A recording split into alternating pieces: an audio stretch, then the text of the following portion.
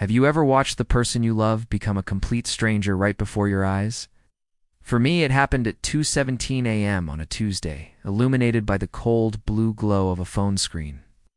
My wife, Amelia, was asleep beside me, a picture of innocence. But her phone, left on the nightstand, buzzed with a message that wasn't from her mother. It was a single sentence from a name I didn't recognize. Still thinking about our weekend in Miami. Can't wait for the inheritance to finally be ours. My world didn't just crack, it atomized. Was staring at a ghost, a woman I thought I knew, and the message was a map to a betrayal so deep it had no bottom. If you genuinely enjoy our stories, please subscribe to the channel. Tell us where you're from and what time it is right now. It's always fascinating to know how far our story flows. For 20 years, Amelia was my everything. We built a life in a sprawling Chicago brownstone just off Lincoln Park, the kind of place with old trees and quiet money. I'd founded a successful logistics company from nothing, and I gave her the world on a platinum platter. She was beautiful, sharp, the perfect hostess, the perfect partner, or so I thought. The humiliation began subtly. It was in the way she'd laugh at my jokes a second too late, her eyes distant.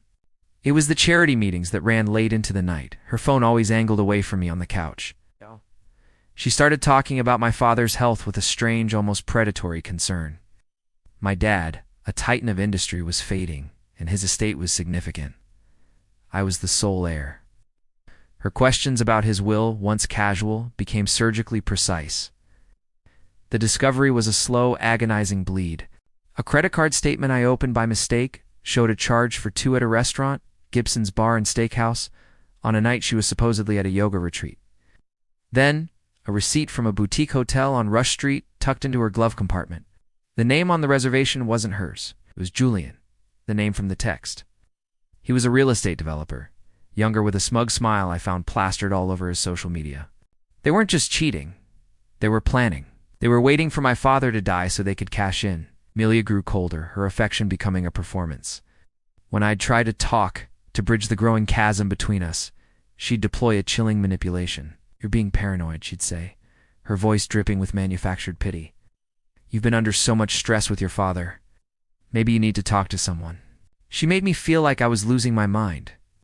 Her and Julian, they moved through the world with the untouchable arrogance of people who believed they'd already won. The breaking point came during my father's final days. I was sitting by his bedside at Northwestern Memorial, holding his frail hand when Amelia called. She didn't ask about my dad. She asked if I'd spoken to the estate lawyer. The sheer reptilian coldness of it shattered something inside me. The grief and the rage collided, and in that sterile hospital room, the loyal, loving husband died. A strategist was born. The moment I hung up, the plan began to form. My grief was a cloak, my pain a weapon. For the next 6 months, I became a ghost in my own life. I hired a private investigator, a grizzled ex-cop, who documented every clandestine meeting, every weekend trip. I had photos of them kissing in a parking garage in the Gold Coast, videos of them laughing on a yacht in Miami, their hands all over each other. I had audio recordings of their calls, Amelia's voice, my wife's voice, detailing how they de-sell my company and liquidate my father's assets the moment I inherited. I set up new accounts, shell corporations, with the help of my father's most trusted lawyer, a man who looked at me with pity and steel in his eyes. We began restructuring the entire estate. Every asset, every stock, every deed was meticulously transferred into a series of complex trusts, legally firewalled from marital claims. The inheritance she was drooling over was systematically vanishing, and she had no idea. The day of the will reading was a masterpiece of social theater. I arranged for it to be held in the grand conference room of my lawyer's firm on Wacker Drive, with a view of the river. I invited not just family, but my father's oldest friends and business partners, the pillars of Chicago society.